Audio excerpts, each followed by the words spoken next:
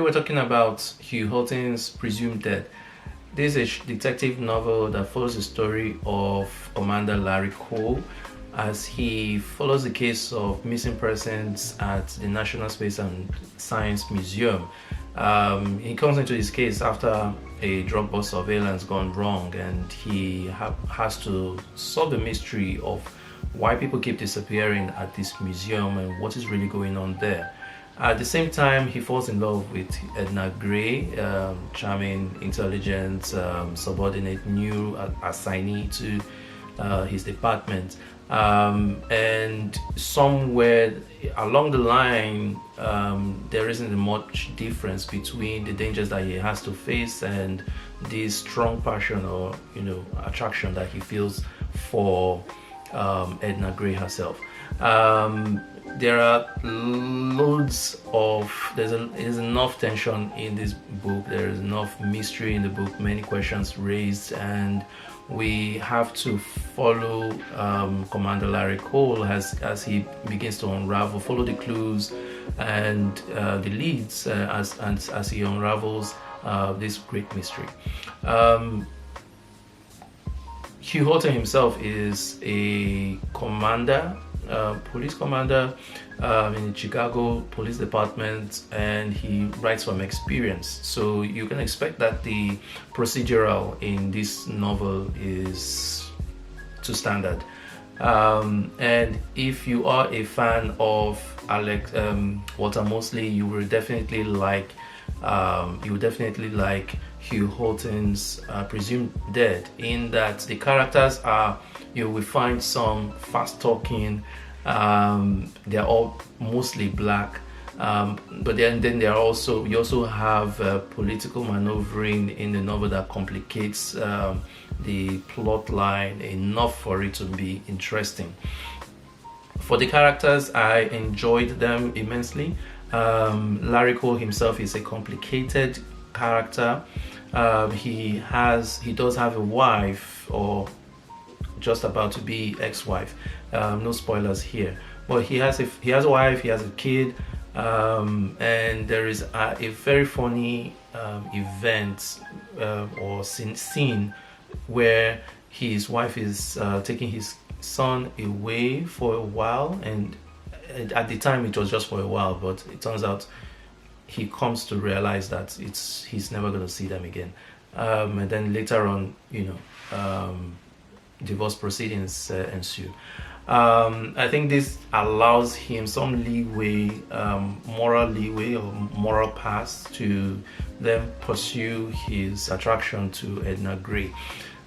That in itself is one layer. Then you have another layer of what motivates him, what drives him to crack cases and unravel mysteries, and to be a top detective in Chicago.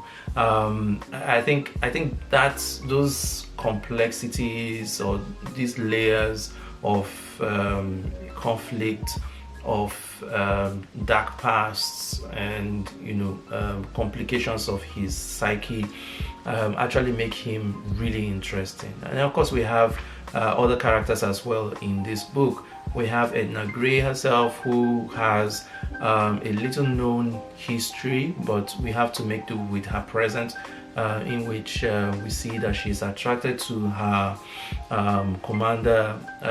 She has a very simple lifestyle.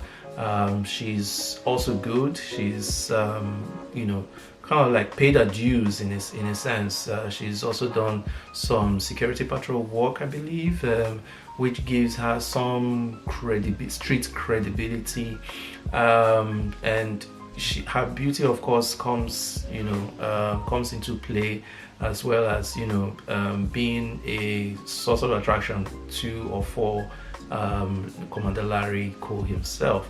But he also has confidence in Judy, who is her work buddy, and I believe these complications of very clear design of character are what become not like the foundation for a lot of tests and tensions and uncertainties and mysteries that are going to build up as the story progresses.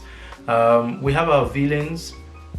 I wouldn't say I like them particularly, not because they were bad or they had bad intentions or bad agenda, but for me, I think they were flawed in the sense that they had too many blind sides. I mean,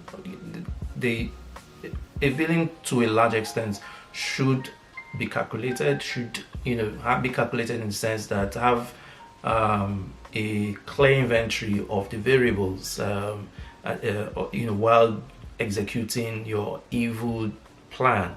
But the villains in this book, you would be reading and then you find, yeah, you really can't count on people to be, they are not exactly, cut and dry. Human beings are not cut and dry. There will always be room for, those twists. People change, or in this sense, when you don't factor in certain externalities. So you're working in an environment, or you're plotting your whatever it is, your plan, and then you don't factor in other parties in that environment, especially the political agenda, then you are more or less just planning to fail. And so I found that was one of the flaws with these villains. I would rather a villain takes into consideration all these variables, and then we have our protagonist upturn everything. Better that way, I think, than for you to have very clear blind sides as this. However, the characters here are a little bit fantastical, or products of science experiments that make them almost otherworldly, and that's where the attraction to this my attraction to this book actually, or my curiosity about this book really picks up, because you start reading this and you're expecting to find a very street smart, fast-paced story, but then you find along the line that some element of the supernatural comes into play, and you don't know what you're reading anymore. But you do know that the story progresses, the story continues, but with the addition of this new element, you don't know what to expect. And I think that's where Hugh Holton really does a fantastic job, in that he's able to balance this act where we have the logical, scientific progression of a mystery, and then and then you have this supernatural element that brings a whole a new level or dimension of uncertainty into play, which is good. In all, I think the book was well written, or is well written. Again, if you love Walter Mosley for the, I love the fast talking, the characters were well-rounded. And another thing I'd like to say I didn't really enjoy that much was the very short chapters. This is more personal thing for me. So I like following the progression, especially in a chapter where it's supposed to embody a central scenario, and you're following it to its logical conclusion as a chapter. But with a short chapter, you kind of feel that things are cut too short, or incomplete, and then you have to shift gear again when you're starting a new chapter. That's how I felt, but I think anybody else might feel differently if you're reading it. But if you read this, let me know what you felt about that. If that's Hugh Holton's style, if you've read any other book that he's written and you think that's how he writes, that's fine. But however, in all, as one story, great telling, fast-paced, fast-talking characters, which really great, worked well for me. The political themes here were well juggled. The way that it upturned the evil master plan of the villain, and then the conclusion was a little bit more than satisfactory to me. And you'll have to read to find out. No spoilers here, but I think it was really tied with a bow at the end. Great work.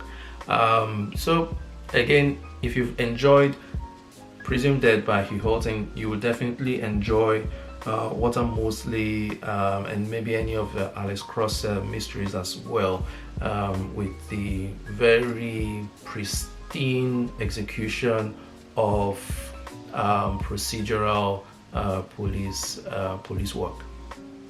Beautiful story. So with that, if you've read this, let me know what you think. If you haven't, do get a copy, read it, and come back and let me know what you think about it. And till we see you in the next one, happy reading.